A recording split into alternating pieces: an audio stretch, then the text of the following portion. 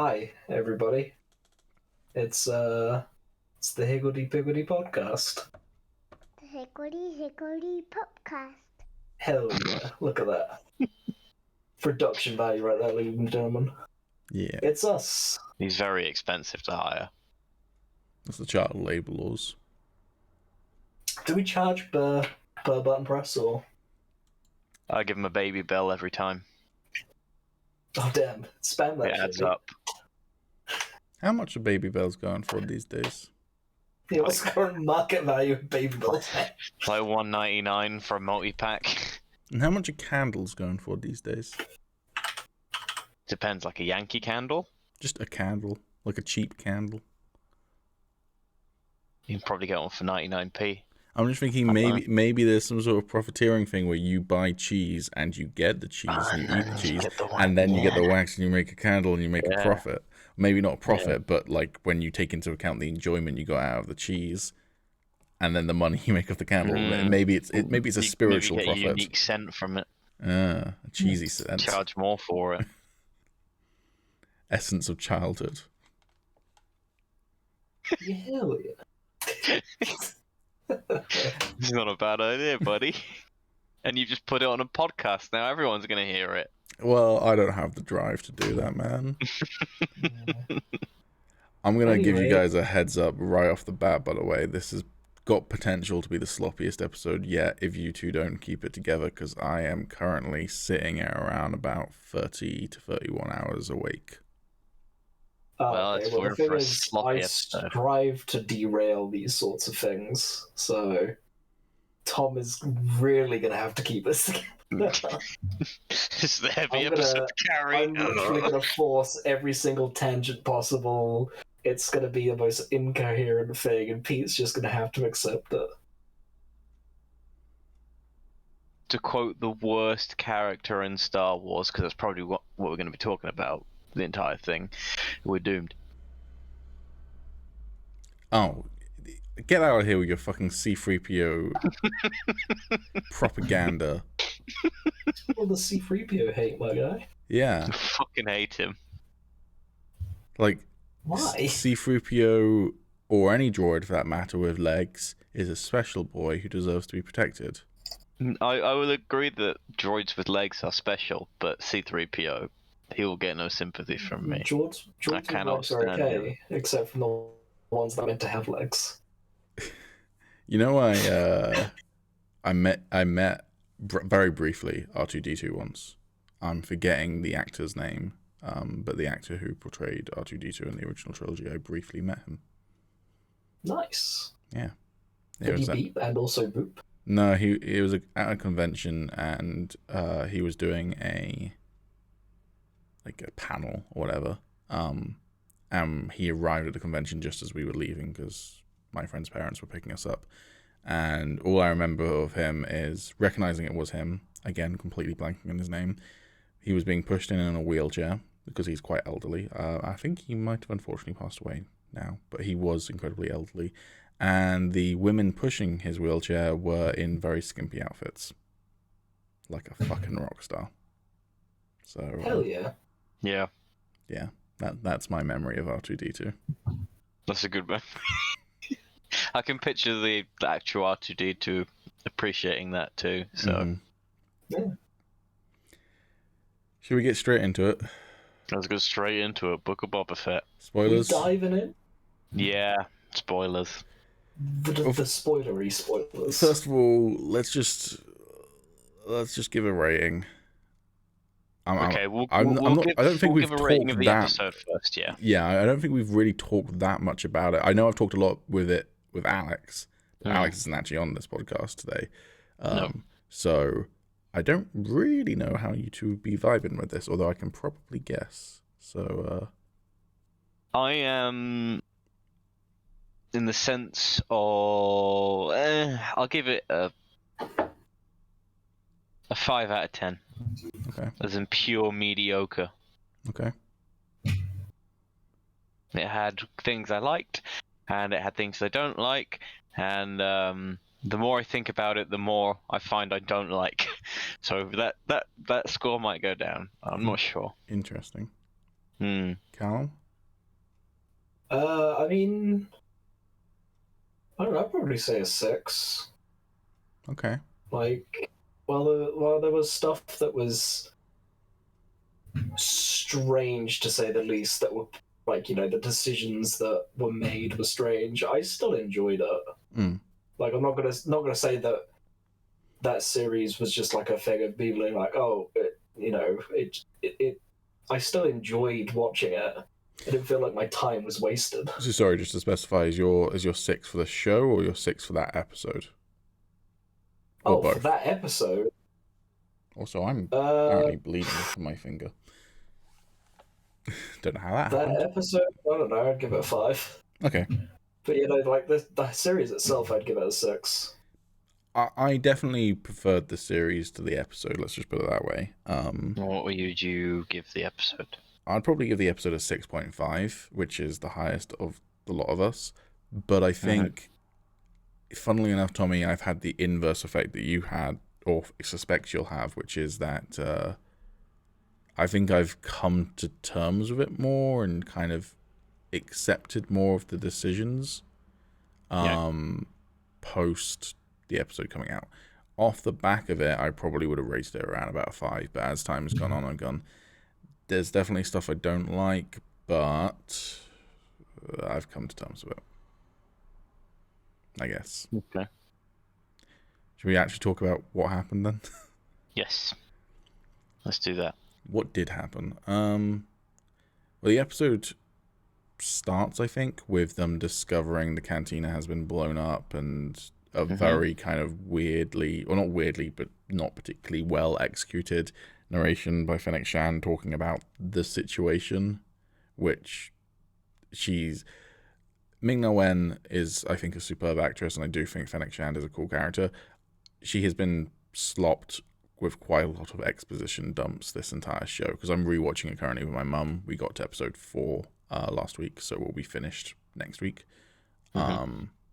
And yeah, it's happened a couple of times in the show, but that was probably the most like obvious example. But yeah, there's a couple of times where she's just like, I'm the person explaining to the audience what's going on. So that kind of already was like, ooh, dialogue's a bit stilted this episode. And I guess it's probably worth saying, like, this episode had a tough job, and I think a lot of people knew it had a tough job, because people were like, how are you going to wrap this up in one episode in a satisfying way? And maybe they didn't. So anyways, they hatch a plan, and they're going to defend the cantina from the Pikes, because if Boba goes back to his palace, he's not there for Mos Espa. And then the other gangs or families or whatever turn on them and betray them, right? Something like that. It's like the most unexpected twist. It's like, let me tell these crime bosses to stay put and believe that they will do exactly that for no reason whatsoever. It's actually really funny, because having just rewatched episode 4, which is the one where they say that they need an army, and then it leads into Mando's return. So in that sequence where they say they need an army, which is just after they met with the families, Fennec says, do you really think that you can trust these people to not betray you? And he says, they're smart enough to have their own best interest in mind, and they're not gonna, screw over Tatooine. But literally earlier in the episode, during the flashbacks, Boba gives his reason for wanting to be a crime boss to Fennec as being, every other criminal we've ever worked for is a dumbass, so why would I want to work with dumbasses who nearly get me killed? I'd rather, So it's kind of funny how he's like, all these guys are dumbasses, I'm going to be the new crime lord. And then, I don't know, like a year later or whatever, it's like, we should trust these guys. They're smart. Yeah. I'm not saying it's inconsistency. Not fuck over Tatooine, which their business is fucking over Tatooine. I'm not saying it's necessarily inconsistent in a bad way. It's just it's funny. I think that that's in the same episode. But Yeah, and then we get into what the majority of this. Also, meanwhile, in Mos Eisley, Baby Yoda or Grogu arrives in the X-wing, having been FedEx delivered by Luke Skywalker. He's like, I'm not going back to that shithole, but I'll send R2 to do my dirty work for me and abandon this child there. What was the plan if? Because Luke had never met. I think her name is Pelimoto, I want to say her character name is. Luke's never met her. Doesn't know that Grogu knows her. Doesn't know where Mando is. Because I don't think Din said he was going to Tatooine. Like, what was the plan if R2 got there and he's like, I'm in a rush, I need to get going. And then there's just no one to pick up Grogu. Is it just... Does R2 have the consciousness to not kick a baby to the curb? Or does he, like... R2 would totally do that. Let's be honest. I think he kicks the baby to the curb. I mean, he's not Chopper from Rebels. Chopper from Rebels would absolutely kick a baby to the curb. R2's not that much of a bastard, but I don't know if he has the consciousness to realize that Grogu is a baby. Because also, you could look at it as R2 going, "This specimen is 50 years old. It can handle itself." So yeah. Well, yeah, it's stuff like this which kind of. The more I think about it, like I said, it kind of takes away from it a little bit. Because I didn't think about that at first. But yeah. Maybe, to be fair, Din might have said to Ahsoka that he was going to Tatooine. I'm not 100% sure. I'll be able to confirm next week when I've rewatched that episode. But, yeah, I don't know. Maybe. I'll just say the Force. Sure. He knows because of the Force. Maybe Grogu told R2 where to go. Yeah. Grogu was actually the one steering the ship on the way there. You know, ace fighter pilot. I will say it was fucking cute though. Just Grogu popping out. There's a lot of cute Grogu moments in this episode, which is you know you bring back Grogu, you dial up the cute factor. But then from that point on, really, the episode is more or less non-stop action. And before the non-stop action, Cad Bane shows up and has a talk with Boba Fett, and they nearly have a shootout, but they don't have a shootout, and they allude to the fact that they've known each other, which again, I feel like I need to rewatch Clone Wars or do some research, because I don't think Boba and Cad Bane ever met in the Clone Wars that we got. I know that they were going to meet, but I don't remember them ever actually meeting in the show that we got. I think they did when he was a kid. Well, he's a kid for the entirety of Clone Wars, bud. Well, yeah, but I remember a train job. He's a kid. Cad shows up. Yeah, that wasn't Cad. I don't think that was Cad. Was it not Cad? I remember the train job. I don't remember Cad Bane being in that episode. You've got Asajj Ventress. I think that was Ventress. And you've got like the other bounty hunters that he hangs out, like Bosk is there and such like. But I'm honestly not sure. Yeah, he might have done. But I don't remember it. I don't remember there being like a significant arc with them or anything. And meanwhile, obviously, we were going to get an episode with them in the show before it got cancelled, and there's been the animatics and that, and we've talked about that, but we haven't actually gotten that. And so I kind of should we just skip ahead to the Cad Bane in the room? Yeah, let's just do it. Cad Bane gets killed off. Sad face. And the thing is, and this is why I think my feeling towards this episode has slightly improved over time, is I don't actually dislike how he dies. And also there's a theory that he's not dead. I don't think he is alive, but I also think that the thing that people think might be saying he's alive could totally be Lucasfilm / Disney putting in a get out of jail free card. If people really hate Cad Bane's death, they could be like, aha, he was alive the whole time and this was the setup. But I don't think that's their actual intention. I'm guessing you're referring to the heartbeat sensor thing, yeah. Yeah, which it could be anything. It could be that he's dying. That's what that could mean rather than he's alive. But yeah, I hate fake out deaths, and it would be another fake out death. And it's so bizarre to me, so bizarre that we have a Disney Plus show where the major villain is introduced in the penultimate episode at the very, very end, and then we have the finale where they show up for a couple of minutes and supposedly get killed. And then we had Boba Fett do the exact same thing immediately afterwards, because Hawkeye did that, and then the next Disney Plus original was Book of Boba Fett, which did the exact same thing. Yeah.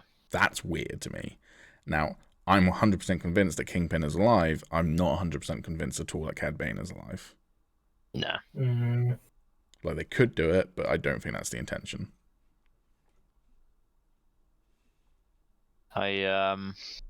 No, I don't think it's the intention either. It would be too sloppy. Yeah.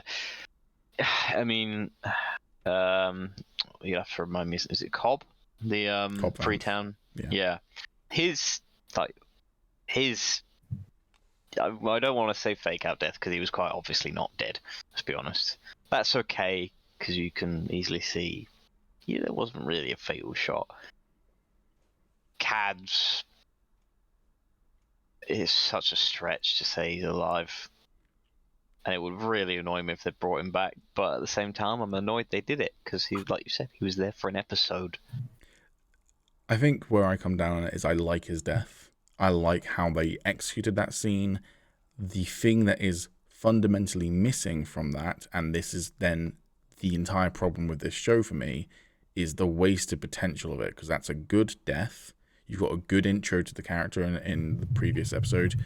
He's a great character in and of himself. You killed him off in a really cool way and a climactic way, in inverted commas. But what you're missing is all of the history, all of the context to actually make it hit. And yes, a massive Star Wars superfan has seen the animatic and knows what happens and knows this implied history between them. And yes, they can explore that in Bad Batch or in comic books or in another show.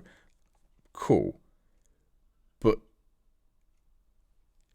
But no, because we've just, like, again, I'll be able to report on this next week, but my mum is watching this show as a very casual Star Wars fan. She is going to be introduced to this character, and they are going to be killed off in like 15 minutes of screen time later. Yeah, they didn't give him anything to really do except from just tell Boba Fett, oh yeah, the Pikes killed your little Tusken Raider friends, by the way. Ooh, like, get angry, Boba Fett, and then like that was it. Exactly. Sort of thing. Like, other than, killing Cobb. / not killing Cobb. Well, yeah, quotation marks. Yeah. So, yeah, it's for the people that know him, they're like, you still remember him for being badass, but for the casual people, they're just going to see gunslinger alien men come in and then leave. Yeah, literally. And it's a shame because there is so much, and again, as I said, like unfulfilled potential would be what I describe this show as, which is that there's so many good concepts that this show has. And having just rewatched the first 4 episodes recently, holy fuck, I really liked everything they were doing with the Tuskens and Boba Fett's spiritual journey. And I can see how they wanted his spiritual journey to come to an end with things like the fact that Cad Bane says, if you don't look out for yourself, that's a weakness, or whatever he says, like his final words to Boba Fett. And then Boba Fett then grabs the gaffy stick, the thing that he had earned and was given by his Tusken family, and uses that to defeat Cad Bane, thus proving Cad Bane wrong. That's cool. But actually, you completely squandered the Tusken Raider thing by having them be killed off screen by one faction, but actually it turns out it's another faction, and actually then Cad Bane just tells him that faction killed them. It's like, that's a really weak way to deliver on it. And also, I'm just not a huge fan of fridging characters. Do you guys know what fridging is? Fridging is a term originated from a Green Lantern comic book where I believe it was Hal Jordan, Green Lantern, comes home to discover his girlfriend dead in a fridge. And the term originated from usually female characters, but not always, characters existing and being killed purely to progress someone else's character development. So technically, pretty much every single superhero's parents are fridged. Yeah. Which that's not really frowned upon, but characters that are usually underrepresented, so love interests and such like, so female characters usually for the heroes, being fridged is frowned upon in modern storytelling because it's lazy, and also like it means that that's the only reason you created that character. Yeah. To me, that kind of feels now what the Tuscans were, was let's explore this indigenous people and their culture and spend quite a lot of time on that so that when we kill them off screen, it hurts you a bit more. Yeah. Well, that's kind of I mean, shitty. The whole purpose was to die. I will defend it in the sense of it was, I feel like it added a lot more to the Tusken Raider lore in canon, because obviously we didn't really have anything else to go on, and it was nice to see there was more than just. Yep. But besides that, yeah, I mean, they did get half a season, pretty much, didn't they? Yeah, they were killed off in the 3rd episode, so yeah, about half a season. Or was it the 3rd episode? Yeah. I thought it might have been the 4th, but yeah. It's right at the end of the 3rd episode. Yeah, but I don't know, like,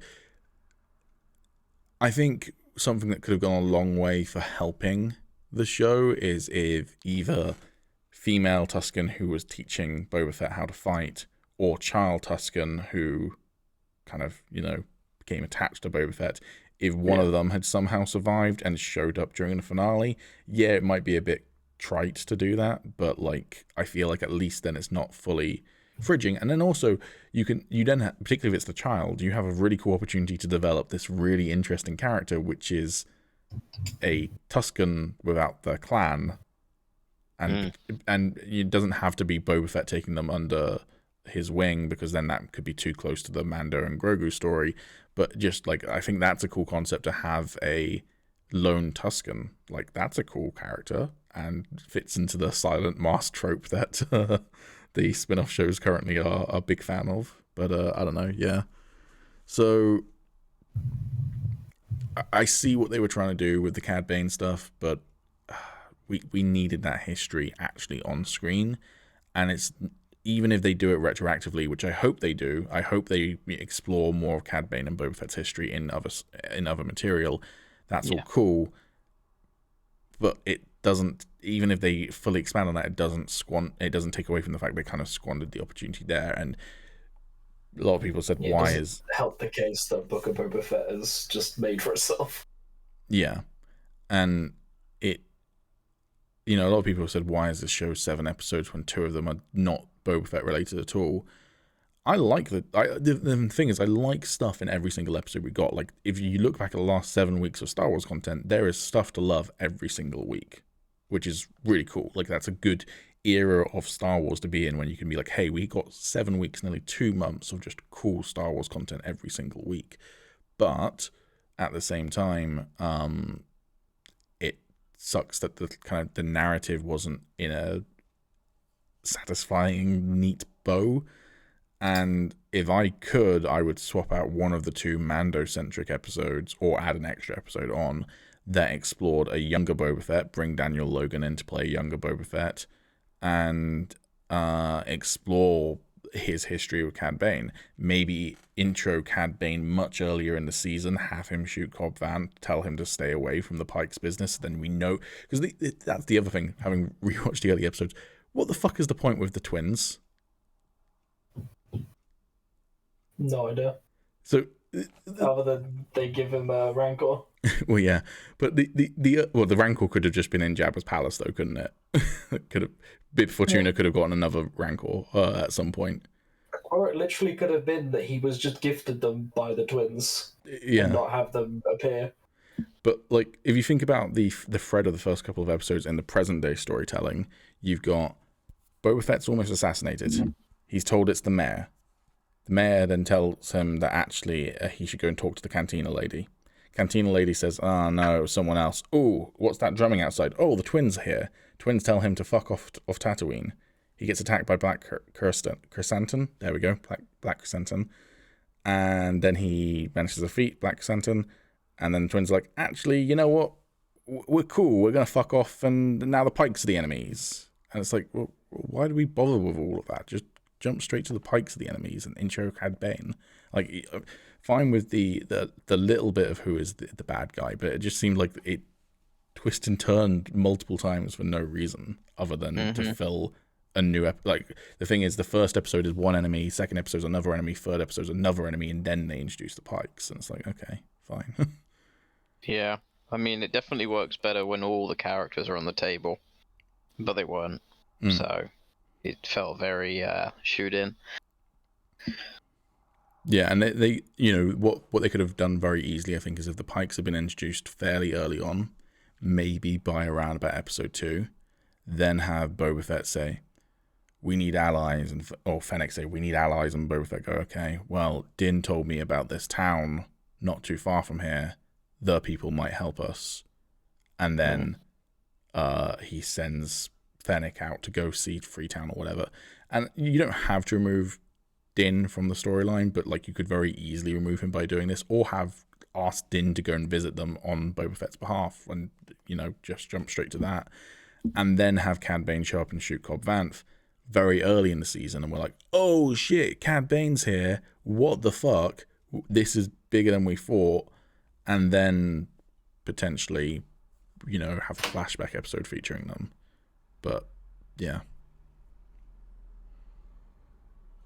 I don't know, I'm just bummed out that they killed him off, because it's wasted potential.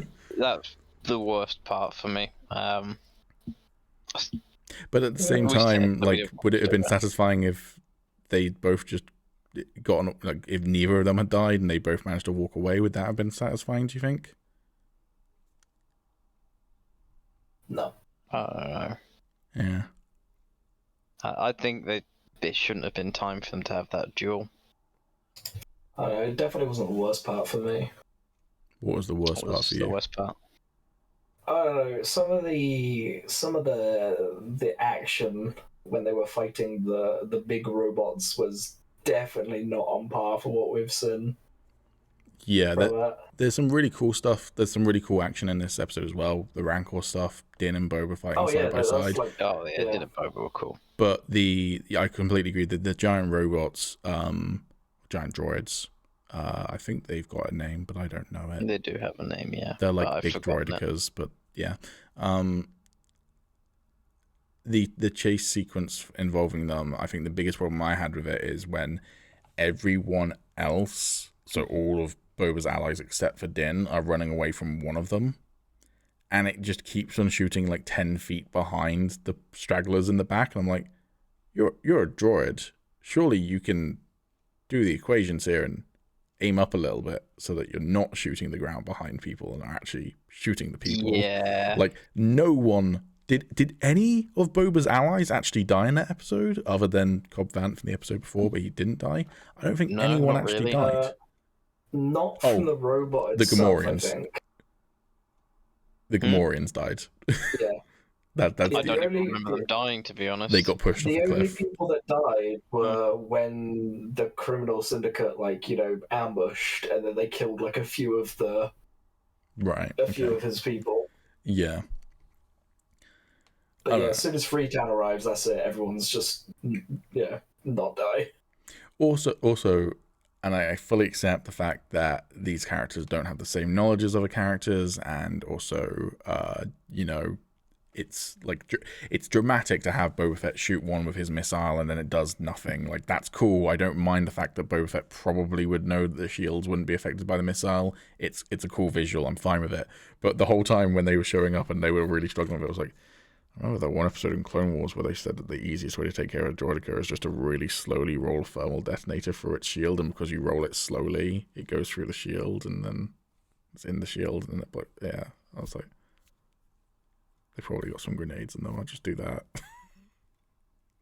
I forgot that was a thing, so I don't expect Freetown to know about that. No, exactly, but like, I was like, I feel like Boba and Din might know about it. Legendary bounty hunter might.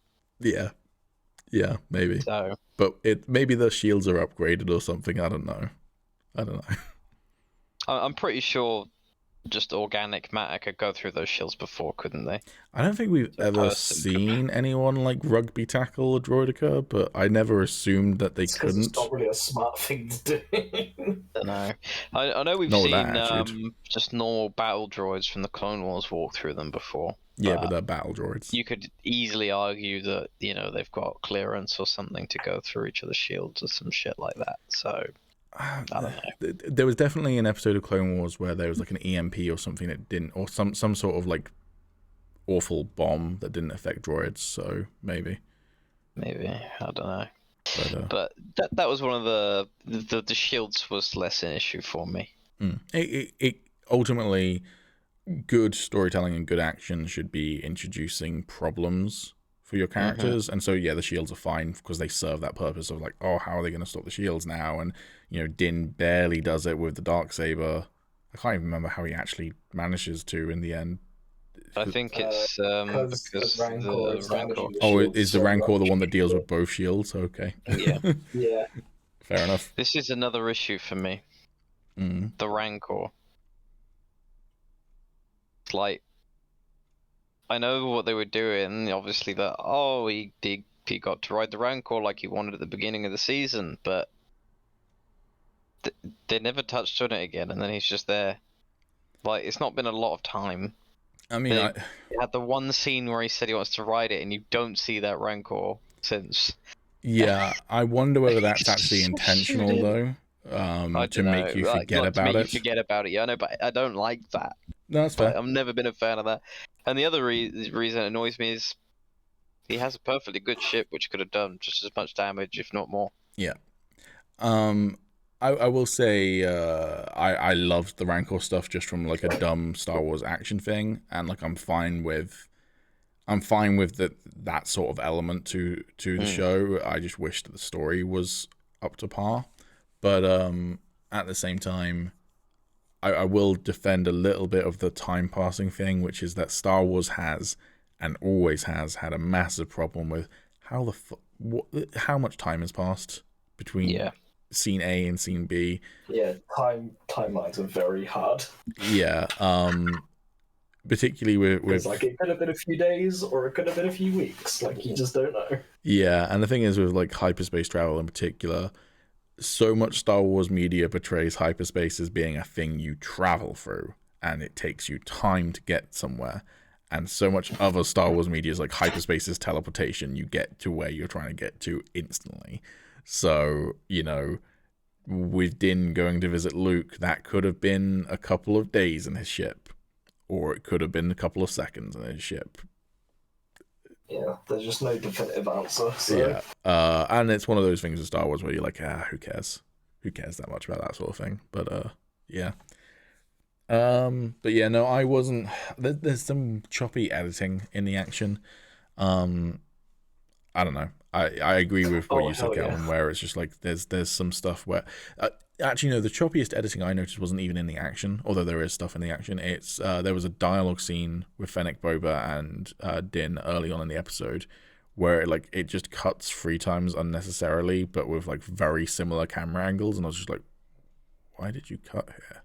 Like, there's no motivation behind cutting to a different character or anything. It's just changing the camera for the sake of changing the camera. I was watching it with some friends, and I literally said, because I don't know what happened with the edit, but I literally said, like, wait, does someone skip it? Like 5 seconds? Like, does someone accidentally press the button to skip it? Because it was like such a jarring edit that I honestly thought like more time had passed than it did. Yeah, it was very, very strange. But yeah, I kind of come down as like it was a fun time in the sense of there was stuff to enjoy every single week, and so I guess in that way I can't complain. And I don't want to sound like I'm complaining too much either, but I just think it didn't stick the landing with the narrative. I also think the other thing that I really disliked in this episode, as much as I loved the Grogu and Din interactions this episode, they're really cute. They're a great combo. It's great to see them together again. You completely just undid and undermined the Mandalorian Season 2 ending. Mm-hmm. Because there's been virtually no time of them being apart for us as an audience. And people were like, oh, well, they were always going to end up back together. Yeah, of course they were. But I assumed it was probably going to be like a season of them being separated or something, not... Or at least make it to the actual next season of the show. Sure, but not at the end of someone else's show. Yeah. Give them time to actually grow a bit by themselves before they get reunited. Yeah. Because particularly, even if you were to say, oh, well, it's, they got introduced after 7 episodes. Yeah, but only 2 of them had featured Din and Grogu, so that's barely anything. That's like less than a third of a Mando season. So I don't know. It felt weird, and I don't like Disney's habit. And I understand that Disney are going to struggle with this with the Marvel Cinematic Universe. Of course they are, but I don't like Disney's habit of required watching. That's even though I'm going to watch any Star Wars stuff they put out and any Marvel stuff they've put out, I don't like the fact that I have to understand the next thing. Mm-hmm. And if you were a fan of The Mandalorian and went, I don't really care about Boba Fett, he's a guy who said like 2 lines of dialogue in the films, why should I give a shit? And then you didn't watch Book of Boba Fett and you somehow managed to avoid all the spoilers on the internet, showed up to Mandalorian Season 3, you'd be like, what the fuck? Yeah. Yeah. So, yeah. And no doubt they'll put it in like a previously sort of in Mandalorian. You'll be like, well, I never fucking saw this. What the fuck? Yeah. Yeah. Yeah. Oh well. And yeah, as I say, I come down to the show and the episode were not my most favorite.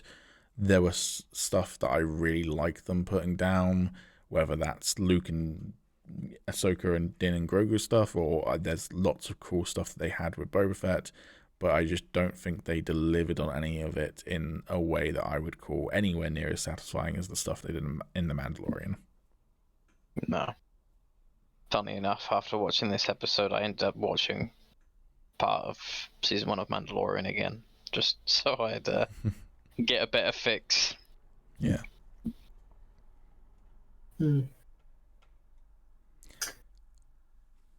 How would you rate the entire season overall? I know, Callum, you said 6, didn't you? Yeah, I'd say like a 6. I'd probably say about the same. Yeah, I'd agree. And to clarify, I'd probably from a piece of media perspective, ignoring my Star Wars fanboyness of it, I'd probably put both seasons of The Mandalorian around about an 8.5.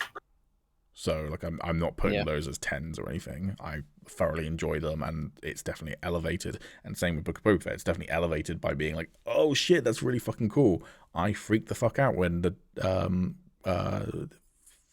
I've forgotten their names. The phase 3 Dark Troopers. I was like, they're not called like Dark Troopers. That's not right. And I was like, phase 3 Dark Troopers. When they showed up, I flipped my shit, and I remember being annoyed that you boys hadn't watched it yet, so I couldn't talk to you about it. I was like, and also if I do tell you about it, it might be a spoiler, and also it's not confirmed. But also the subtitles said, or not the subtitles, the closed captions say that Moff Gideon looks over some Dark Troopers and stuff. So I was freaking the fuck out about it. And like, so that obviously like elevates my experience of it, but on a technical level, I think the show is like really solid, but not the most amazing thing I've ever watched, sort of thing. So that's fair. Cool. Yeah, I think my score is definitely bolstered by the Mando episodes in the Book of Boba, though. So it's a very loose 6. I think genuinely, this show would have been significantly better if you cut the Din stuff out, leave that for Mandalorian season 3, and you cut the present day stuff out.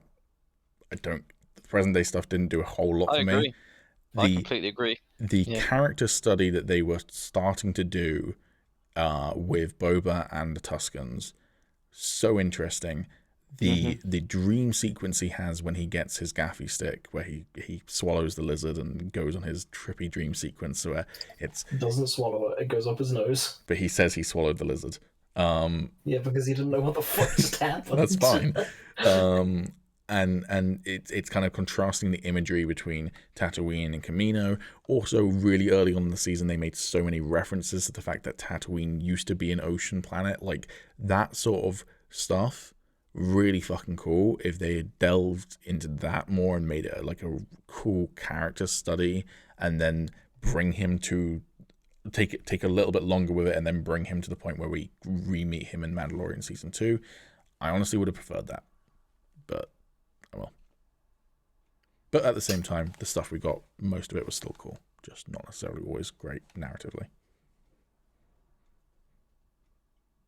Have we finally nailed the last nail in? Any more nails to go, or are we done? Yeah, I'm thinking I'm done. Yeah. Nice. What's next on the agenda, boys? Lord of the Rings, The Hobbit film and gaming rights are up for sale. Oh yeah, we did see that. There was a little bit of discussion about it. Yeah. I don't think I've really got much to say on it, other than I'm interested to see who will pick it up. Disney. Yeah. I don't know. I mean, wait, when did you put this in? Because there might be an update about it. 9th of February. So, 5 days old. It's also weird because no one's bought it yet, as far as I'm aware, and Amazon It could still. be the case. It could be a case that they are putting it up for sale, but the auction, or whenever the date it'll be sold, is in the near future. Yeah, I believe that was the case when the article was posted. Yeah, by the looks of it, they've just announced that they are putting it up for sale. Yeah. So yeah, it'll be interesting to see who picks it up. And it's interesting because I believe that Amazon will still continue to have the rights to their show that they're doing, which I guess we can talk about next. And I think there was somewhere in there about Warner Brothers / New Line still having the rights to the Lord of the Rings. It's really weird how but it seems like the rights might be freeing up a bit, but other people might still own them at the same time. But yeah, I don't know. Still, could be interesting. Only the future can tell. True. Do we want to skip ahead to Lord of the Rings, Rings of Power? Just since that's kind of a good tangent, or not tangent, but segue. I don't have a whole load to say about it, but yeah. I haven't watched the teaser or whatever. Yes, I haven't watched the teaser yet. Well, there's not a lot to say then, is there? No. I like the teaser. Some people have. I know the base of what it's about, and it looks interesting. The only thing I can say is they could fuck it up pretty badly. Yeah, no, I think it's high stakes. But it's weird because some people have complained about the trailer, saying that looks nothing like Middle Earth, blah blah blah blah blah. It doesn't look identical to Peter Jackson's Lord of the Rings and Hobbit films, but it also definitely still looks like Middle Earth to me. People have complained about there being people of color in Middle Earth. There are people of color elves and people of color dwarves, and that wasn't Tolkien's vision. And also, like, some people complained about some of the CGI. It's a teaser trailer, and it's TV, so whatever. Some people complained about the some of the action. There's a shot in the trailer where someone's about to be shot by an arrow, and an elf catches the arrow just before it hits the guy, flips it around, and then shoots it back at the person. And people are like, "That's stupid." Blah blah blah blah blah. It's just like Legolas when he does the Lord of the Rings. Well, people are like, it's just like Legolas when he ran up the falling bridge, and I'm like, well, that's the kind of way over here pendulum of ridiculousness. But Legolas does do some absolutely ridiculous shit, including things like getting on a horse while it's running towards him by just grabbing its neck and swinging himself on. So I'm fine with that. It feels very in tone with it. Fucking Aragorn and Gimli fighting off an entire army at Helm's Deep. Yeah. This is fucking Lord of the Rings. Aragorn deflecting arrows with his sword. It's just, they do it all the time.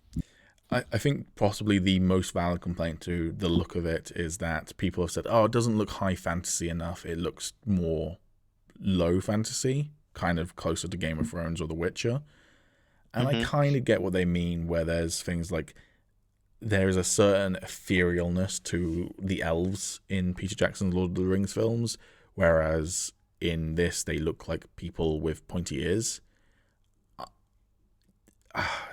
I'm fine with that. Like, I understand why that might upset people, but ultimately, this isn't a prequel to Peter Jackson's Lord of the Rings films. As much as I'm seeing some people report that, it is a adaptation, probably a loose adaptation, of stories that took place during the second age of Middle-earth, so Silmarillion and that sort of thing.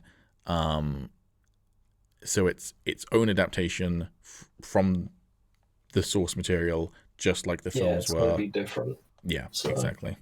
But I think the other thing to keep in mind with the elves is this is quite far into the past, isn't it?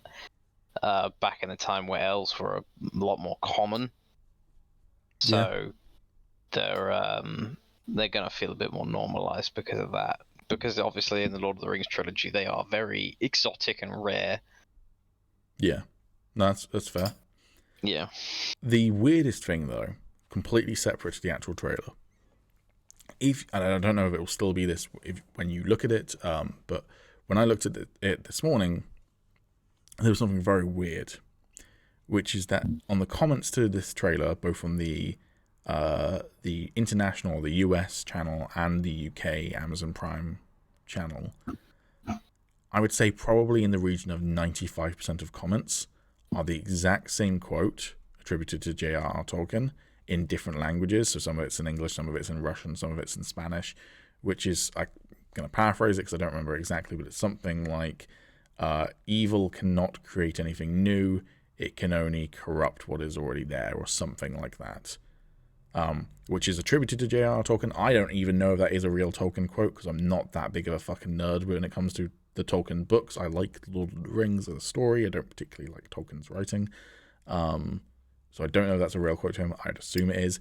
But this has to be like bots, right? Like, it's literally in the thousands of comments, it seems like. All exactly the same post within minutes of each other. I mean, never underestimate people on the internet. They do some crazy shit. I suppose, but like, I thought we've seen crazy fandoms when it comes to Disney Star Wars, and this feels,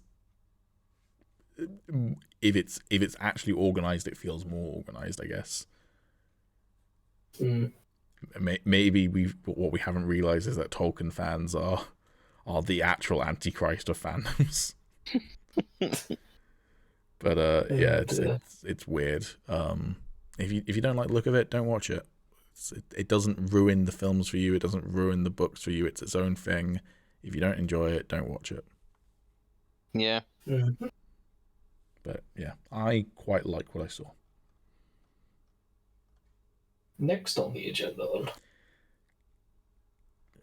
Futurama? Doctor Strange? Question mark. We could do Doctor Strange.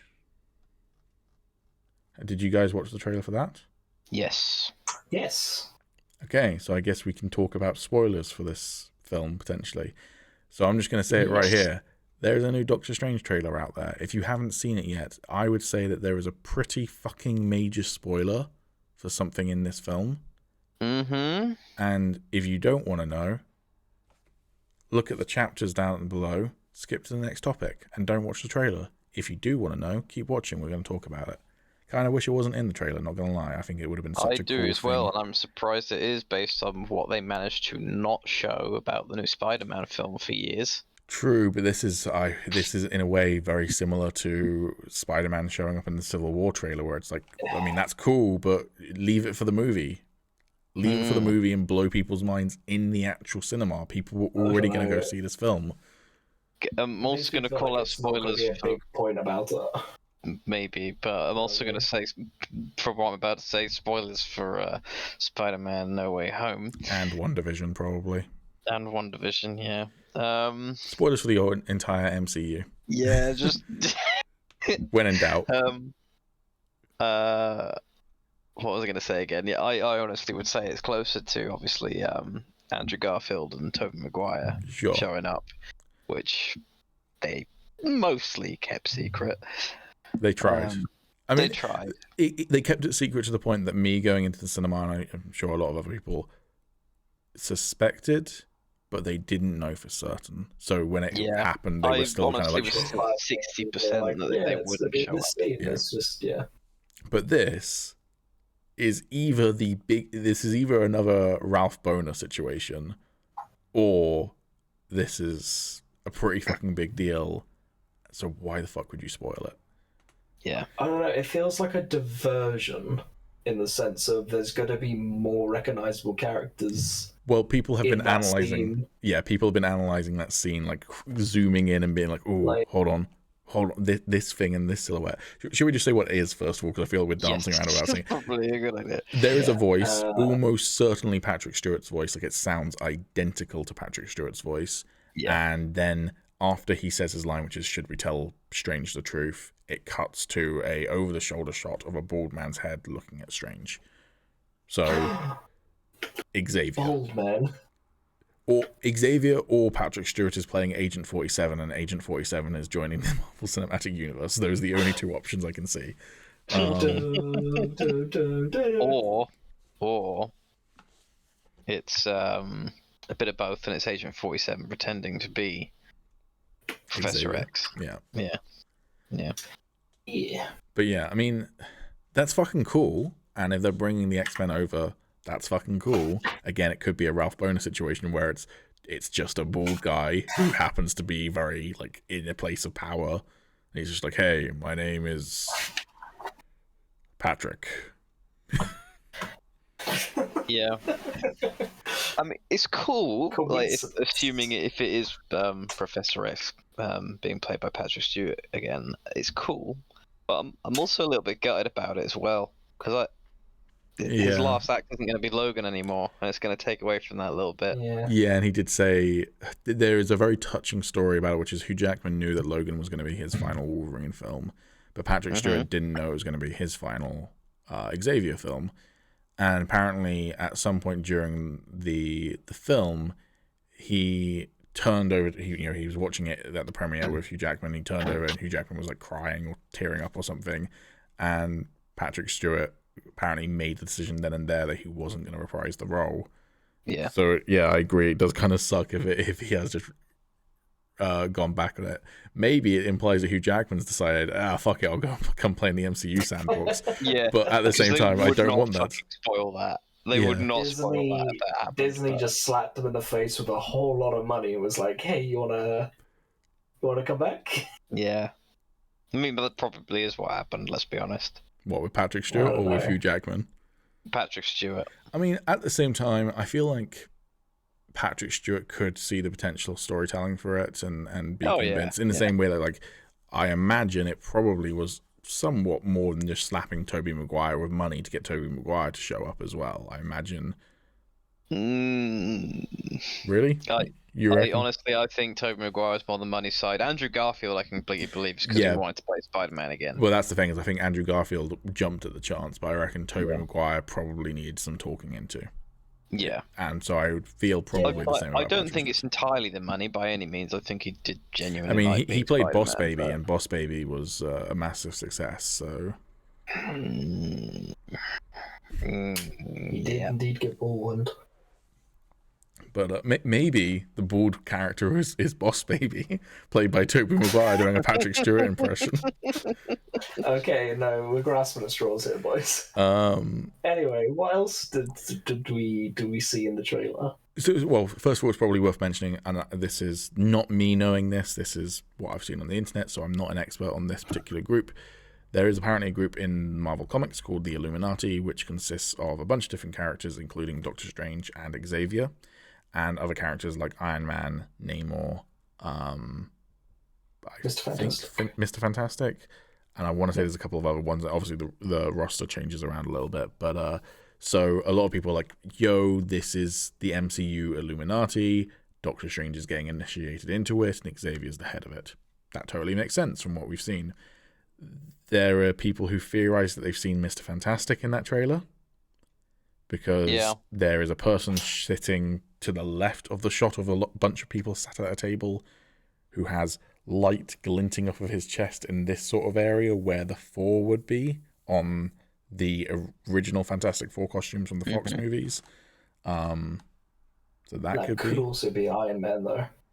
Could be. Because them robots look very Ultron protection sort of. Well, I think they're stuff, so definitely. it could be the suit of armor around the world sort of thing, you know. I think they're definitely Ultron bots for sure. Yeah.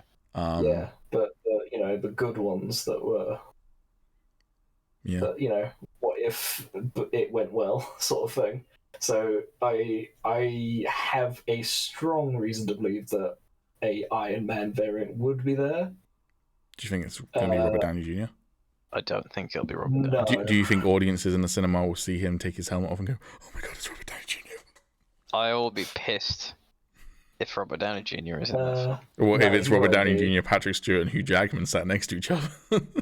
We all go back for the money, baby. Nothing is sacred they anymore. say that. As Iron Man, Patrick Stewart I'd says like to that see to Patrick Stewart says that to Strange. He's like, I think it's time we tell him the truth. We came back for the money, baby. Yeah. I would like to see Patrick Stewart sit down with his little core in his chest and be like, "I am Iron Man," and throw up a peace sign. That's what Also, I'd like to see. Ian McKellen is there, but he's not playing Magneto. He's playing Gandalf the Grey / Gandalf the White because Disney have actually bought Lord of the Rings and they're bringing it into the MCU. Oh god, no! So many tangents. Oh god. But yeah, and the other one that people have theorized that Namor could be there, which Namor is apparently confirmed to be in Black Panther 2, so they could be introing him. Okay. But the other one that I've seen like a decent crop in, and I'm like, I agree. I think that is who that is Blade. There is a character seen walking towards a chair from the right-hand side of the screen who appears to have a sword strapped to the back. People have said it could be Mordo, but the character does look to have very short, if not bald hair, and Mordo has dreadlocks in this film from what we've seen, although we are seeing variants of other characters, so it could be a variant of Mordo. But yeah, people have theorized that could be Blade, whether that is Wesley Snipes' Blade or Mahershala Ali's Blade, which is the Blade that's coming up, remains to be seen. But I think that's quite a strong shout, and I think Blade has been in the Illuminati before, from what I was reading up. So yeah, there's a lot of theories on who could be on this council. Yeah.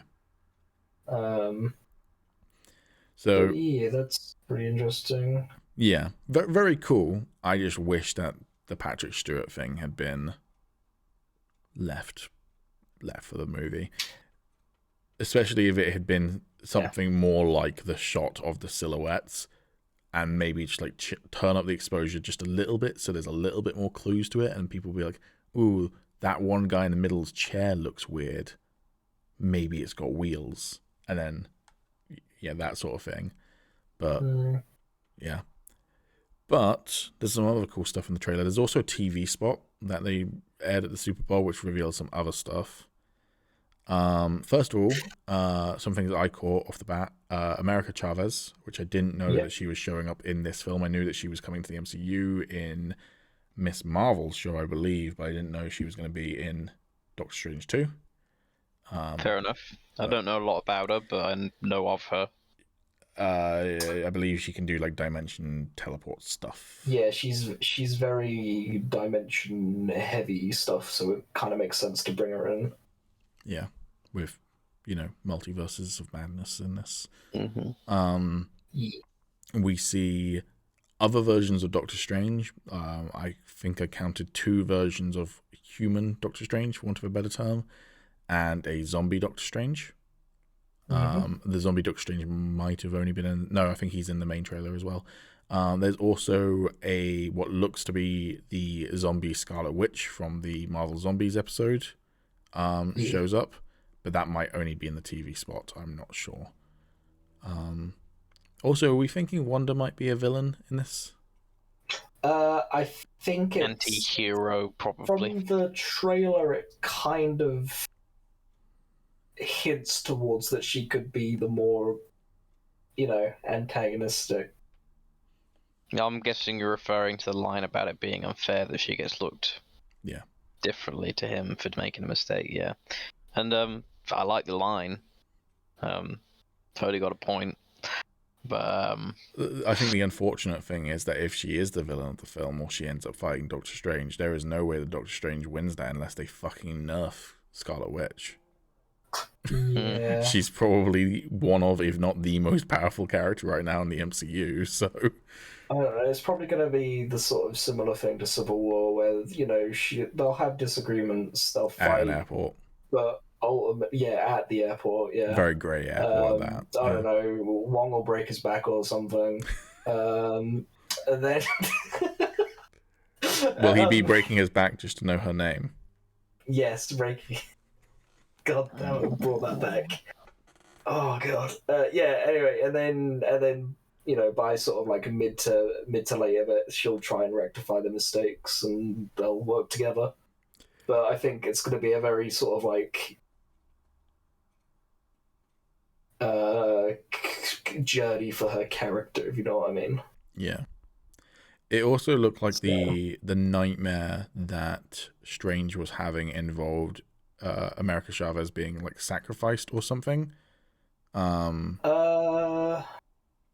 It looked like it was America Chavez in that vision to me. No, because the main thing he talks about having the nightmare is the sanctum, like just in like by itself, and then when he walks into it the door like closes, whatever, and there is another. I think it's the trailer beforehand that shows him walking up some stairs, and there's water behind him running, where, as you see in the sanctum, when the door opens, there's water there. And that area where he goes upstairs is where the dark Doctor Strange is residing.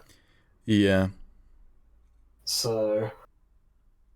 Either way, I think it looks cool. Also, the actual thumbnail totally tricked me, because I saw this very bleary-eyed in the morning again. I haven't slept yet. And I was like, is that Doctor Strange standing in the place where Tony did the whole thing in the Iron Man 1 and then the missile dust?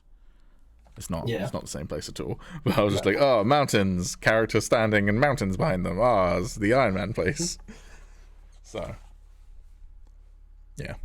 I think it looks really cool, but a little bit.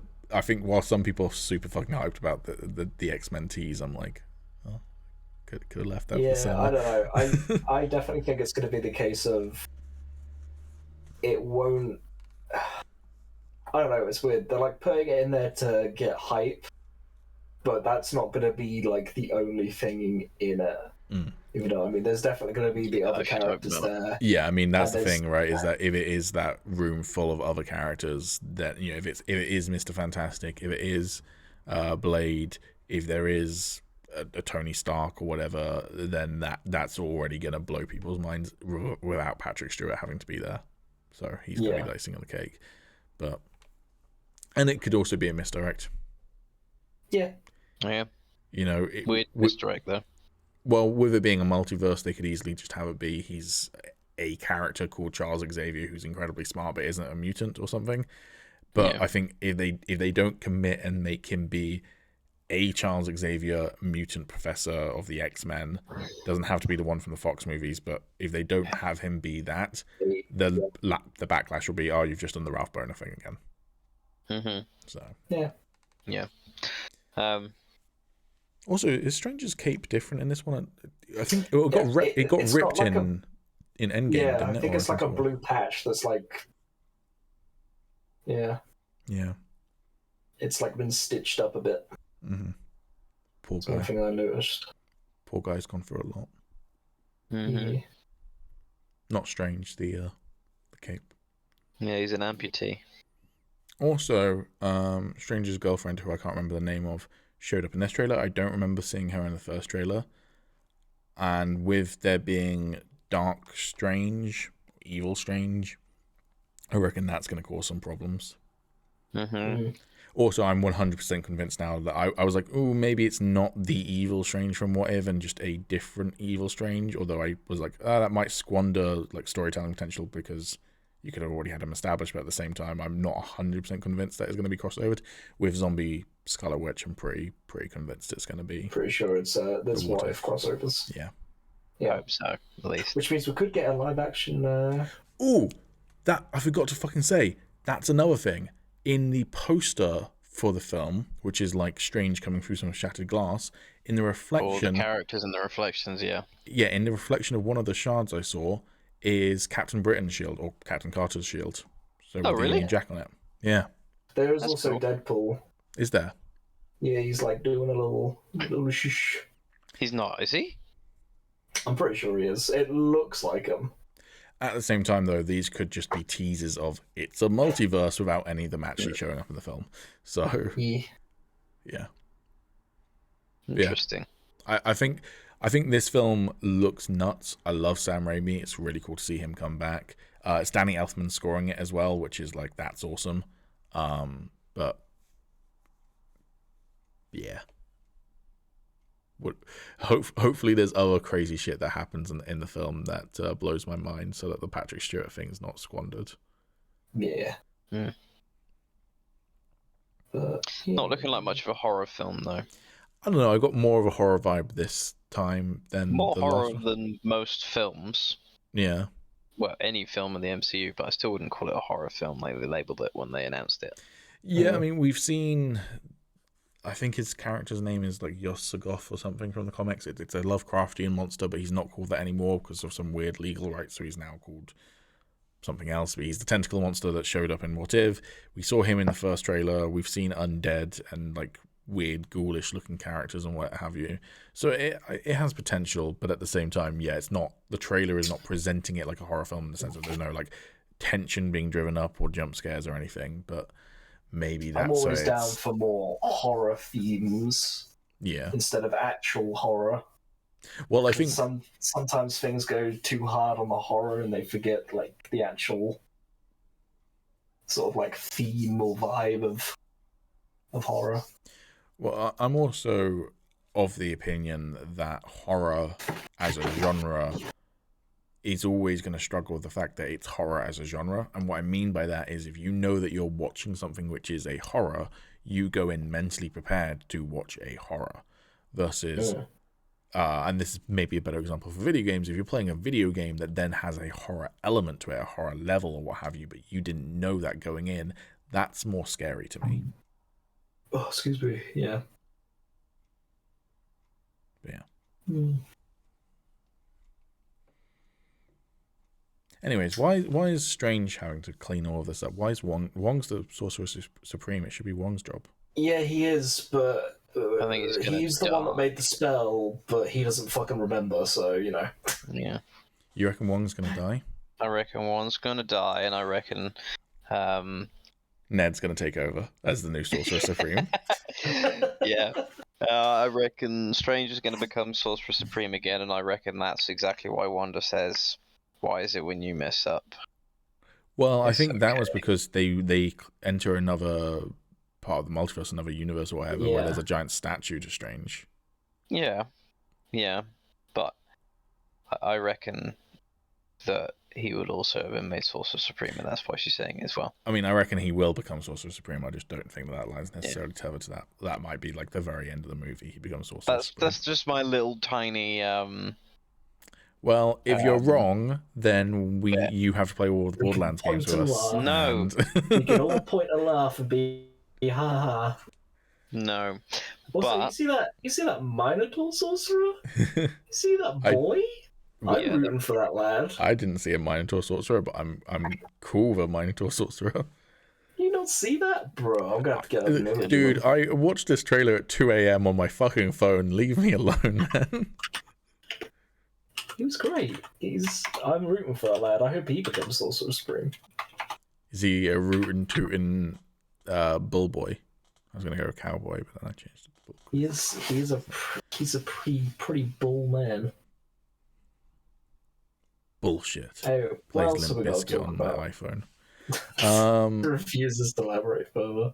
Obi-Wan Kenobi, a limited original series, got its poster. People are fucking mad that they didn't get the trailer, particularly after yesterday, which was the Super Bowl. Apparently, Ewan McGregor was in an advert, but it wasn't the Obi-Wan Kenobi trailer, so people are fucking pissed. Our advert or something, wasn't it? Something like that. But it's been announced that it will be streaming May 25th which some people are mad that it's not May 4th, and they're like, why? May 25th is, I didn't know this, but it's the exact date that the original Star Wars film came out, so that's why it's May 25th. If you look at the poster, the only little tidbit I can get other than Ewan McGregor definitely looking like Jesus still, is that he is carrying Luke Skywalker's lightsaber / Anakin Skywalker's lightsaber / Rey lightsaber rather than his own lightsaber. Nice. So there's that. But yeah, I'm excited for it. Yeah. There's not a lot more to say about it because they haven't revealed a lot more about what they're going to do with it. They haven't revealed anything, so we can just say, yeah, we're excited. I will say this. I think Deborah Chow did a fantastic job with her 2 episodes of The Mandalorian, and she is helming every single episode of the Kenobi show. So people's problems with things, particularly with Book of Boba Fett, where there is definitely a tonal shift between some directors and other directors, that's not going to be an issue with this. So that alone's got me going like, oh, okay, the thing I didn't super love about there being some tonal differences between different episodes isn't going to be an issue. So that's cool. Nice. But, the Futurama announcement.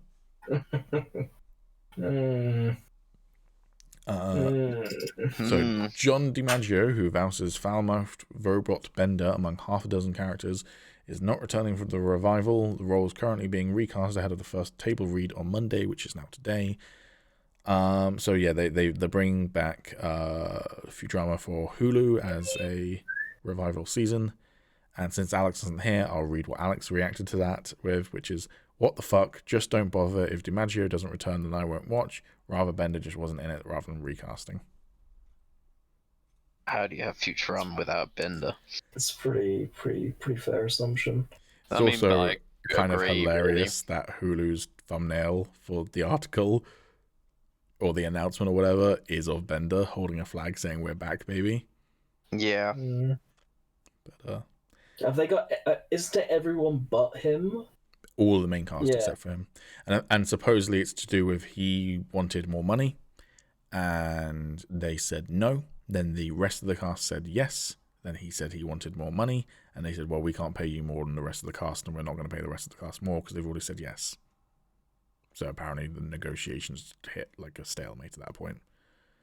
Right. People are pissed. John DiMaggio is 100% farming that on Twitter. I kind of suspect that it's all a lie. I reckon this might...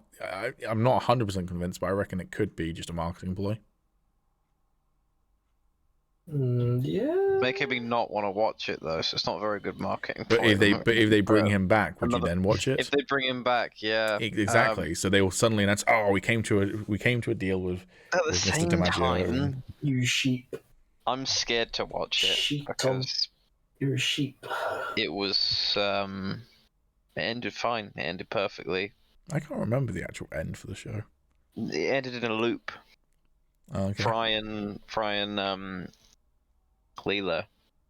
Honestly, it's been so many years, so I cannot remember if I got the name right. But they end up getting trapped in time. Basically, they freeze the entire universe in time, and they spend their whole lives together.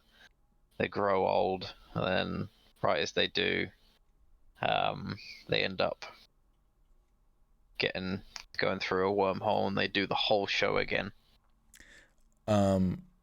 Reminded me with you saying you didn't know if you got the name right. One of my lecturers in my first year at uni, where I was studying film, who I instantly lost respect for and just stopped paying attention to anything he had to say about film. The first thing he did in his first lecture was show us the original Star Wars film, because it's a great example of the hero's journey.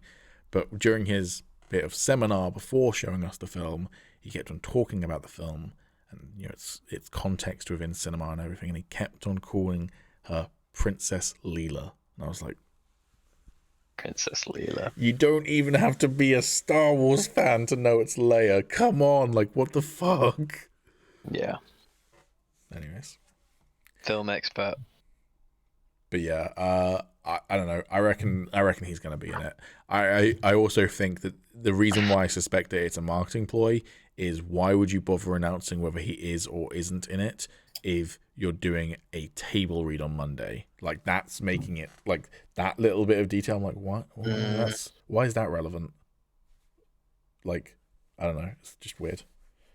So I reckon it's one of two things. It's either a marketing ploy, which DiMaggio is in on, or Hulu have been dumbasses and have decided to announce it without having gotten him in the show, hoping that it would cause pressure on him to say yes because fans are hammering on it. But all it's done is make him be able to demand more money because fans are pissed at think Hulu. it's that because, like, I mean, yes, it could be marketing ploy, but a show like Futurama doesn't seem like the kind of thing they need to do that on for a marketing ploy. See, you say that, and I know that Futurama is super popular, but at the same time, I'm not sure if it's in the zeitgeist at the moment for younger audiences. People who are loving things like Rick and Morty at the moment might not have ever seen any Futurama, and it might be that old cartoon that they've never watched because it's not frequently talked about because it's not on the air anymore. Get people talking about it online, you might go, oh, what's this Futurama thing? Oh, it kind of looks like Rick and Morty. Don't hate me, I'm saying that as if I'm like 16 right now. Your point. And then grab those fans in as well. So yeah. Yeah. Still though, I think it is more likely they're being stupid. Yeah, maybe. Coolio. Callum, take it away with the thing that you posted. Which thing was that? I'm waiting for him to derail it now. Which thing was that? Black Adam. Well, just a DC trailer. That was the entire DC thing. But Black Adam's in the thumbnail. I don't know. I'm trying to see what else I've posted recently. What else did I post recently? Organised podcast as usual. I don't think you've posted anything else since last week. It's just been me. Yeah. Just been me spamming the chat with all the things we want to talk about. Yeah. It's fine. I do research. I keep my finger on the pulse. I'll do my weekly Destiny stuff. Destiny's looking pretty interesting for the upcoming expansion. I bought my Cade 6 duck. Oh, Pete's gone. Subscription. He's gone. So anyway, about Destiny, he's just gone. Sorry, what's up?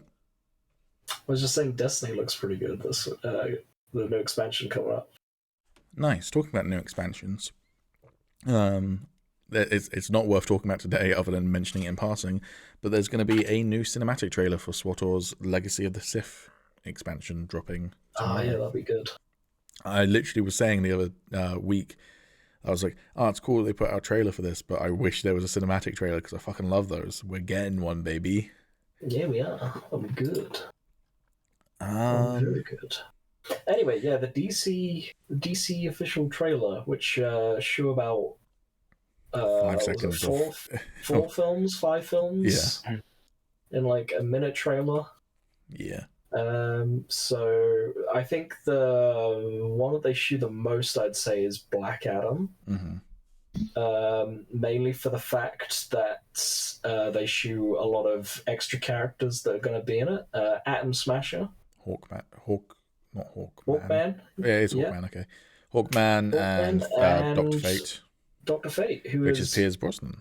Yeah, Pierce Brosnan. Ooh. I like that cast. Yeah, I do. I can't remember who's playing Dr. Fate, though, but I will say, though, people have been like, oh my god, Dr. Fate and Hawkman look amazing. And I'm like, they do.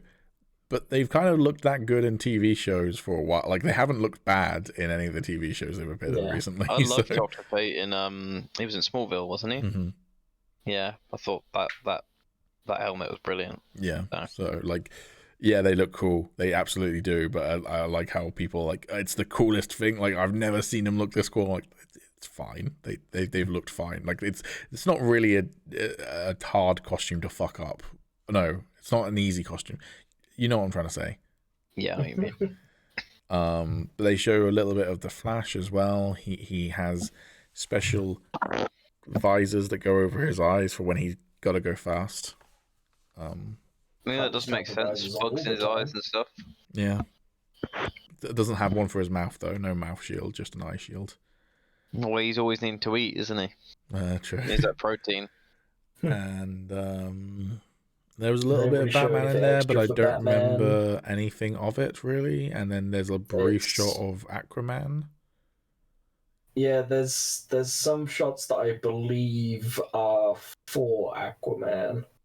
Okay. I think there's a can't find it, but there's actually like a small snippet during the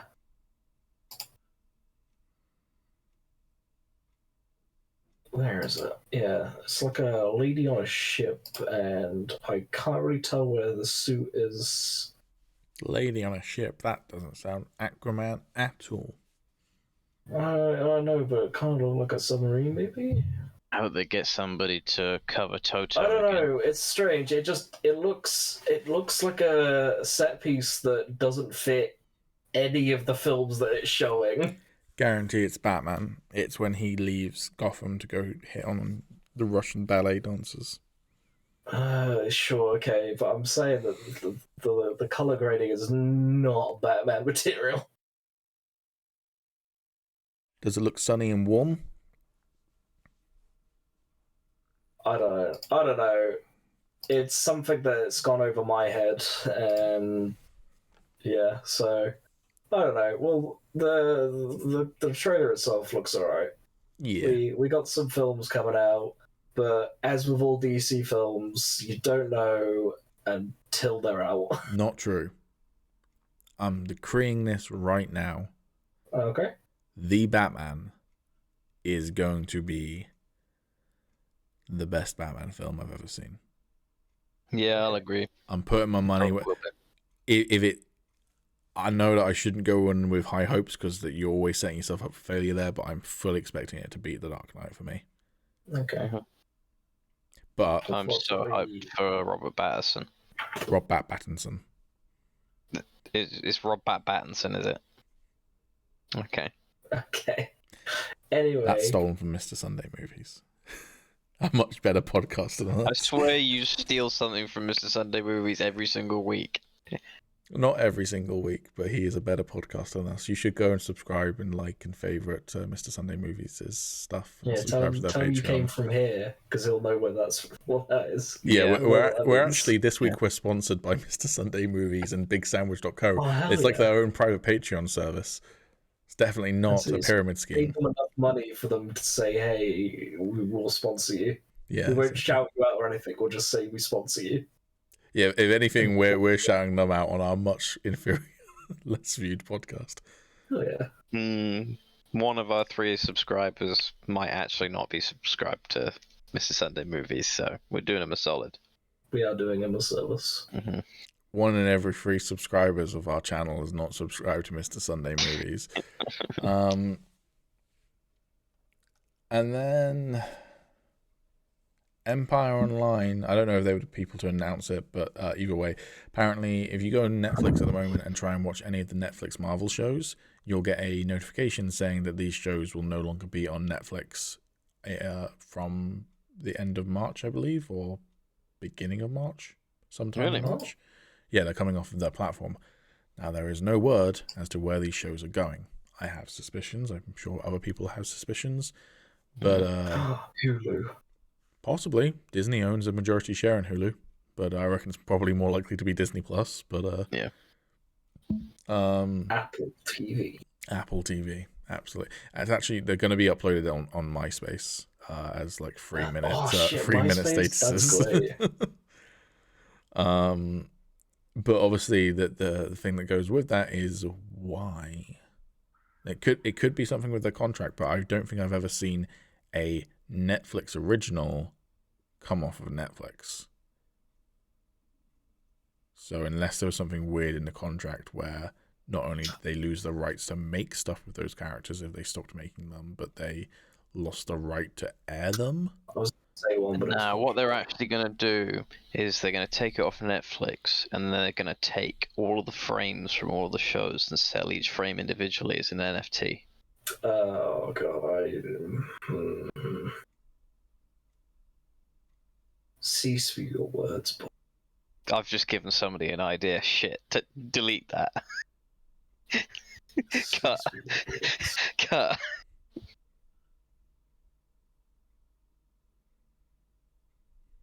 I've I mean, shut Pete down. technically, I kind of done that considering I have the It's not a few fucking NFT. reels. Shut up. I've got It's a few reels of original film. Hey, do you guys want to be bummed out about Spider-Man something? 2. Do you want to be bummed out about something? What's that? Mike Shinoda's into NFTs. Why you gotta ruin him like that? Do you want to have something else ruined for you? What? Even after making a sketch about how fucking dumb NFTs are and how he'd never do them, Eric Andre's into NFTs. Eric Andre is into NFTs. But is he into them ironically? Or Well, is he's actually... selling an NFT. I don't know if he's into them, but he's selling an NFT. Right. And then Troy Baker is no longer into NFTs after all the backlash he got At least he's for getting into selling. NFTs. Yeah. I don't know, man. It just fucking sucks. Also, what's her name? Bryce Dallas Howard, the director of the best episode of Book of Boba Fett and also some phenomenal episodes of The Mandalorian, is also into NFTs, unfortunately. But hey, Keanu Reeves finds them fucking laughable, and he's our beacon of hope. Yeah. So, yeah, you've restored a bit of hope in humanity there. Yeah. He may not be into NFTs, But he is into you virtually fucking him. He also that is true. Yeah. He also likes to bump his head into camera, like Cat. You not seen that? No. You not seen that clip where he it was at one of the Matrix,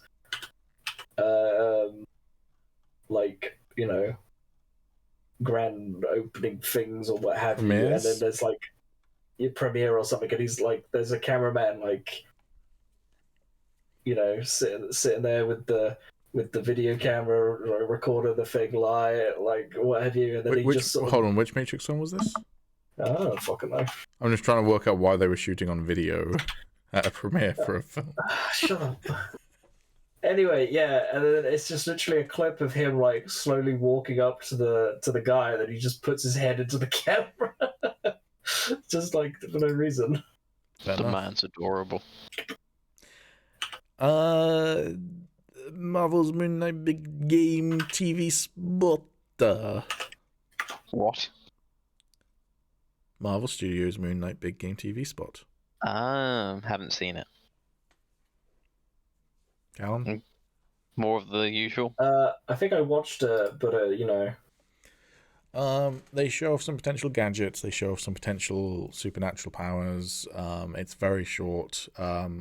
The coolest thing is actually not from the TV spot, but instead from a photo shoot for Empire or whatever. But there's a still from the show which shows a different Moon Knight suit. So one of the suits he wears in the comic book is a white three-piece suit with a much smoother mask, and there is a still of him wearing that outfit as well. So it's cool that we're going to be seeing the other Moon Knight costumes, not just the kind of mummied, bandaged outfit. Yeah, so. Cool. I did see a theory going about, and I can't remember who I saw it from, being that he was saved by the blip or the snap. Yeah, and, that's gonna have some sort of plot. I could see that. I've seen particularly that theory with there's a shot in the original trailer of him falling off of a cliff and people being like, he survived because of the snap. I'm like, that's stretching it a bit. He might just survive because he's fucking Moon Knight, or he might break every bone in his body and slowly recover because he's fucking Moon Knight. But yeah, I could see the snap having something involved. Yeah. The snap generated enough cosmic energy to bring forth whatever his god's name is. I can't remember what his god's name is. Yeah. Anyway, checking topics because the video's there now. I can't possibly watch this while we're recording because then it will be in the recording, but I will watch it as soon as we're done with the recording. which will probably be soon because we've done all of the news articles. So Yeah, because we've done all the news articles. We're caught up. Callum, take it away. Are we not doing media we have consumed this week? Why the fuck would you do that when I told Callum to take it away, Tommy? He's our special guest. No, he's not. You got fired and died. He's a permanent cast member. Man. Future. We don't need you millennials. We'll show you talk to me, you punk ass kid. We don't need you fucking millennials in our podcast. Millennials have way too white straight male millennials have way too many fucking podcasts. It's time for the white straight male Gen Zs to have some podcasts. Yeah. Yeah, sorry. My mistake, fugitive hiding in a train station. Anyway. Wait, is that me? Yeah. I'm not wearing sunglasses. How fucking dare you? My hair's a fucking mess, alright? So he wears hat. I have been wearing hat, yes. So, Tom, what have you consumed this week? I watched Spider-Man again. No, I asked what you ate this last week. I don't care about whatever you watched. What you nommed on, huh? What have I nommed on? Well, I just had a McDonald's with a double Big Mac, a bag of mozzarella sticks, 3 chicken selects, and some chips. I don't know why you're running off of McDonald's or ask what you watched this week. I fucking hate this podcast. Yeah, so what media? I'm glad I died. Yeah, I watched Spider-Man again. I've been playing Lost Ark because that came out in Europe and America. Oh yeah, is that like a Diablo-based MMO? It's one of those Eastern-y RPGs, you know, where it's like power levels and stuff. It's all Diablo. It's more like Diablo and Lineage. So I don't know if you ever played Lineage. It's not like the award-winning MMO Final Fantasy. It's not like the award-winning MMO Final Fantasy. I haven't played that this week. I like how earlier you said that Tommy was a sheep, and then he announces that he's been playing Lost Ark, which is quite possibly the most sheep-like thing a fucking gamer could say this week. I honestly don't try it out. Know what it is. I was just. Oh, it's like the new hotness. I like MMOs, so obviously I'm going to play the new MMO that came out this week. I haven't been playing it hardcore or anything. Just been dabbling. Anyway, so Pete, what have you been chewing on over the week? My hatred for Alex. Ouch. Well, I was planning to call him out publicly. Not here. Yeah, I was planning to publicly call him out on the podcast, but he's not here. So I'll call him out to you two, and possibly this hate extends to you two, but it definitely extends to him. Okay. Go for I've been playing quite a lot of SWTOR this past week. Yeah. Star Wars: The Old Republic. And I decided to try out a new class. And I know that Alex has told me that he's played Bounty Hunter before and he enjoyed it. What he has failed to do as a close friend of mine is tell me how much I needed to fucking play Bounty Hunter. Not only has it got some of the most... my guy. Yeah, not only has it got some of the most fun story stuff, but the gameplay... Maybe it's because I'm pretty high level with my Jedi Knight and reasonably high level with my Smuggler, but holy shit, the gameplay with the Bounty Hunter is just so much more fun. Yeah. It's so much more kinetic. Like, you send 8 people at me, just jump up on my jetpack and fucking bomb all of you to death. I don't give a shit. Like, it's... Yeah. Bounty Hunter was the first class I played, and it's so good. And I instantly bought with my cartel coins that I have like 4,000. I bought a Mandalorian suit and then I just put the helmet on. So I've been walking around like really basic bitch armor with my cool Mandalorian helmet. I made it look like the Onyx Clan Tommy. So I've been having so much fun with that. And then the other game that I've been having so much fun with, probably my game of the year, though I know we're in February, but I feel like it could be game of the year for me. Oh, is it the one you've been streaming recently? Sifu. It's called. Sifu, that's the one. Sifu is so fucking good. It's not what I expected. It's close to like a Souls-like / roguelike game, but I think it hits that sweet spot for me where I think a Souls game is too punishing for me. Mm-hmm. And Sifu... So what Sifu does, which a Dark Souls game doesn't do, or a Souls game doesn't do, is in a Souls game, and correct me if I'm wrong, I think, Tommy, you've played a decent amount of Souls-like games, haven't you? I have. So correct- Callum, I think. No. Okay. Okay, I'm your man, yeah. Correct me if I'm wrong with this gameplay system, but if you die in a Souls game, you reset to like a nearby bonfire or whatever, right? The last bonfire you used, yeah. And you drop all of your XP that you had. Yeah. So in Sifu, in Sifu, if you die, you get to immediately wake up again exactly where you were mid-fight with everyone at the same health they were at and the same resource they were at and everything. You've still got all of your XP unless you spend any of it when you die, because you can buy stuff when you die. And you just continue on. But you age up. So if you die once, so you start the game at 20, if you die once, you become 21. If you die a second time before killing the person who killed you or another powered-up enemy, then your death counter goes up to 2. So rather than aging up to 22, you'd age up to 23. And then it would be 26. And so it does start to punish you the more you die without doing good. You need to learn, but it doesn't put you all the way back. And what I found out way too late in the game is that you shouldn't be... like, I would get frustrated and be like, I'm not doing well this playthrough, I'm going to restart the level. There's no point in doing that, because if you restart the level, then you lose any XP that you haven't spent and any abilities that you haven't permanently unlocked. The way you permanently unlock an ability is you buy it once while on the level, and then you have to buy it 5 more times, and the number of times you buy it outside of that first purchase stick. So I could buy it twice on one level, then go play another level and buy it another 2 times, and then I'd have one more time that I'd have to buy it to get it permanently unlocked. But so even when you fuck up, you can spend the rest of that level learning the level and getting better at dodges and blocks and that sort of thing. So it's all, and obviously like buying abilities, so it's all much more generous, but it's still fucking hard. It literally took me 2 full streams to beat the second level of the game because of how fucking difficult it was. And I finally beat it at the age of 24 or 25, and it is the most embarrassing. It's the stream I uploaded yesterday, and it's the most embarrassing VOD I've ever uploaded, because my controller started fucking up during this stream. It kept on disconnecting, and I started to molt. So I punched my controller, and I broke the cable. No, buddy. And because it was funny that I broke the cable, I put my camera on full screen to show that I'd broken the cable, replaced it with another cable, kept on playing for like 5 minutes, didn't turn my camera back to the game. So in this VOD, there's about 5 minutes of me, and I like flinch and stuff. I'm like getting really into it, and someone like tries to punch me, and I go like that sort of thing. So it's just 5 minutes of just full screen me just going. I did see you doing the flinches. I must say. Yeah, that's fucking embarrassing. Yeah. But oh, blood. But yeah, it's such a good game. So fucking fun.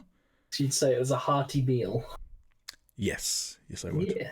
That's pretty bog. What about you, Callum? What have you been consuming this fine week? So I haven't been playing many games, but I have been watching a lot of stuff. I've recently been catching up on The Legend of Vox Machina, because that came out recently.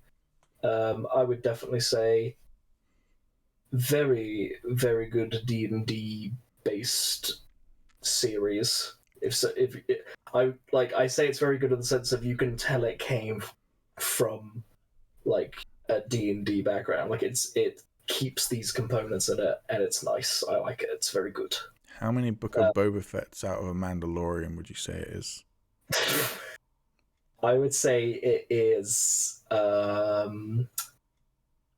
the moment, I would say it's a good 8 Book of Boba Fett's out of 10 Mandalorians. Not knowing that what you're talking about. Anyway, but yeah, I would say at the moment, just because it's favorite arc out of like, you know, all the shit they've done in Critical Role for the first campaign, it's my favorite like part that they're doing. I might not like it if they did sort of the other things, but yeah, no, it's definitely strong at the moment. Do they not? Is it not? I thought they were adapting the story stuff that happened before Critical Role as a show actually began. Or am I wrong about that? No, I don't think so. Oh, okay. I thought that's what they announced, because they originally announced it as like a fan project to give back to the community, and then it like smashed all of its goals, and then Amazon went nom nom nom nom nom nom nom. Yeah, I'm pretty sure off the top of my head it's the Briarwood arc, which is like very, very early in the campaign. Fair enough.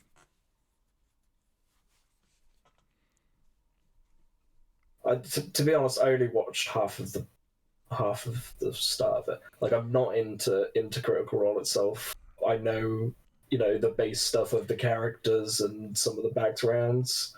So I'm not massively into the story, but I'm a big fan of the show. So yeah, I would love to get into Critical Role, but the problem is I have precious little free time in my life that mostly I spend watching TV shows or or like people playing video games or what have you, and it's usually mostly background noise while I work on campaign stuff, like for my own campaigns, and then I video game when I'm done with map making.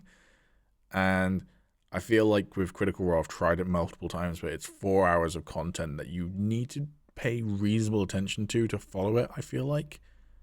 And it's just like, it's not for me. That being said, when we start releasing all of our different campaigns on our different YouTube channels, including this one, please do watch our actual plays, even if they are 4 hours long. They're going to be good. Will be.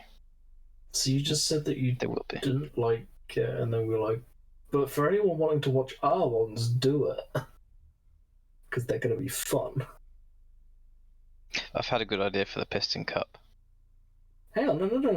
I've had a very good idea for the Piston Cup. Oh, go on then, whatever. Very, very good idea for the Piston Cup. We're gonna have an extreme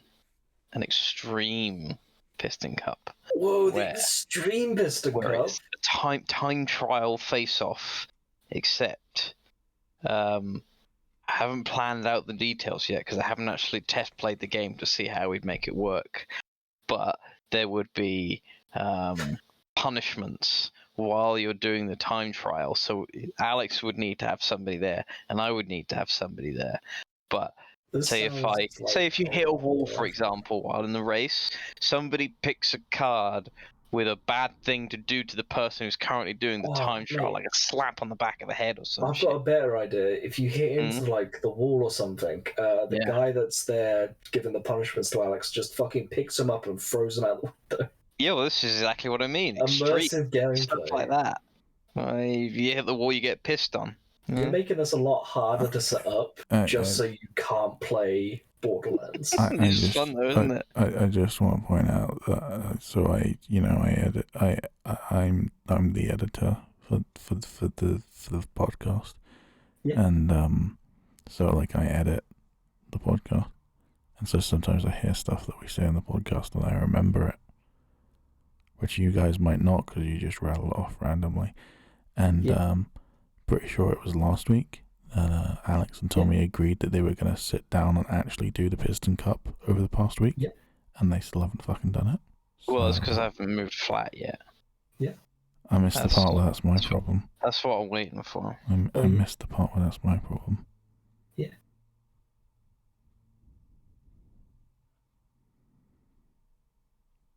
Yeah. Oh man, what a great podcast, guys. Yeah.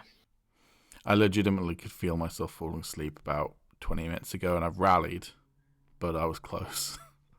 Yeah, I mean, I'm sure you and the surviving viewers will feel the same way. Yeah. Does that mean we're done, or? I'm thinking we're done. Just like when we were talking about Book of Boba Fett, and we just kind of fizzled out and went, I think we're done with this mediocre. Sometimes fun, sometimes good stuff, but ultimately not that great. That's both Book of Boba Fett and our podcast. No, I'm not going to cut it off middle of it.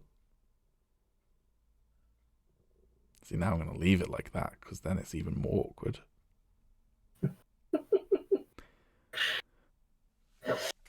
Alright. Sis. Timothy.